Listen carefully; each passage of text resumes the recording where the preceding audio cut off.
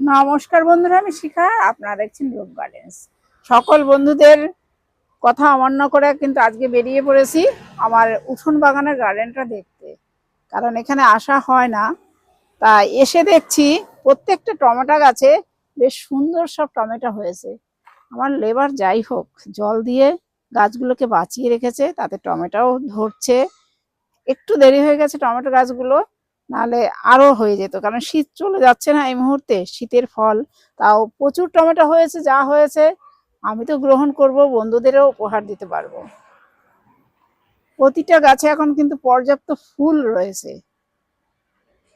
সুন্দর হয়েছে। ছাদে তৈরি করেছিলাম, ছাদে বড় ব্যাগে, কিন্তু ছাদে যখন টমেটো হবে রাখলে হনুমানে নিয়ে যাবে, সেই ভয়ে সব নিচে নামিয়ে বসিয়েছে আমার লেবার। যাই হোক, গাছগুলো এখন সুন্দর হয়েছে, ফলগুলো সুন্দর হয়েছে, যেহেতু এটা মাটিতে, তার জন্য গাছগুলোর চেহারাও খুলে গেছে। লেবারের হাতের যাই গুণ থাকুক, মাটির গুণও কিছুটা আছে।